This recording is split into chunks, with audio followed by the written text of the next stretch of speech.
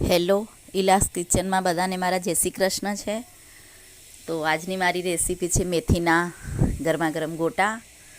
તો ચલો કરીએ તૈયારી. તો જુઓ, મેં 2 વાટકી મસ્ત મોટી બેસન લીધું છે, ચણાનો લોટ, એમાં મસ્ત ધોયેલી મેથી રેડી રાખી હતી તો એ નાખી છે. મેથી વધારે લેવાની.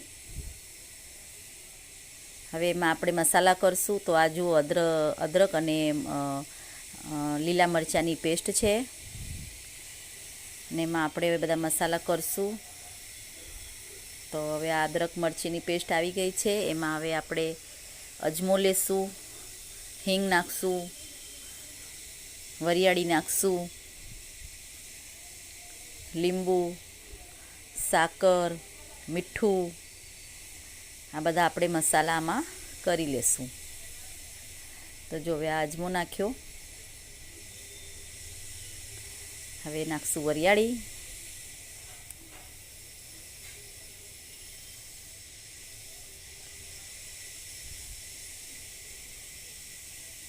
હવે આપણે એમાં નાખશું મીઠું, લીંબુનો રસ,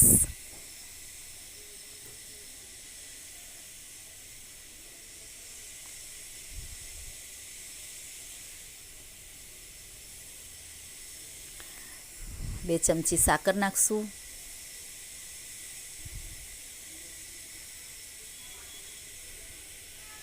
તો આ બધું મસ્ત આપણે મિક્સ કરી લેશું. પાણીથી લોટ બાંધી લેશું. મેથીના ગોટાનો તો લોટ બંધાઈને રેડી છે. હવે આ લીલા મરચાં જે બહુ તીખા નથી હોતા એને સુધારીને નાખી દેશું. 1 ચમચી ભરીને જે ખાવાના સોડા આવે છે એ નાખશું, જેથી આપણા ભજીયા એકદમ સોફ્ટ બનશે. પાછું આપણે બધું મિક્સ કરી લેશું. તો ભજીયાનો લોટ રેડી છે. હવે એક બાજુ આપણે તેલમાં થોડા મરચાં મેં આમ ચીરીને રાખ્યા હતા તો એને તળી લેશું.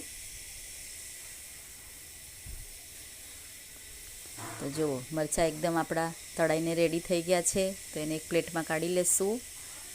ને હવે આપણે સ્ટાર્ટ કરીએ ગરમા ગરમ મેથીના ગોટા તળવાના. તો તમે જુઓ છો, ગોટા તળાઈ રહ્યા છે. એકદમ ગેસ બહુ ફાસ્ટ નહીં રાખવો, ધીમો રાખશો, નહીંતર ગોટા પછી ઉપરથી તળાશે ને અંદરથી કાચા રહી જશે. એટલે મીડિયમ ગેસમાં આપણે ગોટાને તળવાના છે.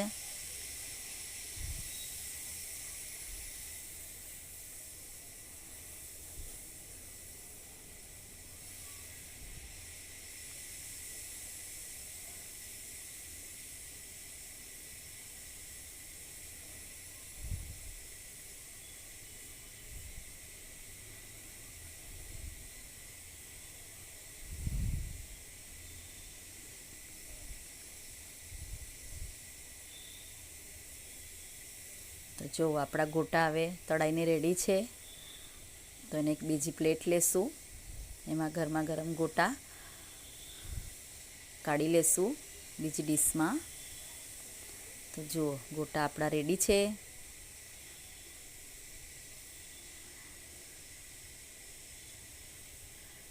તો આ ગોટાને મસ્ત આપણે એક પ્લેટમાં મરચાં અને લીલી કોથમીરની ચટણી સાથે સર્વ કરશું. તો હેલો ફ્રેન્ડ્સ, તમને મારી આ મેથીના ભજીયાની કે ગોટાની રેસીપી પસંદ આવી હોય તો શેર, લાઈક, સબસ્ક્રાઈબ જરૂર કરશો.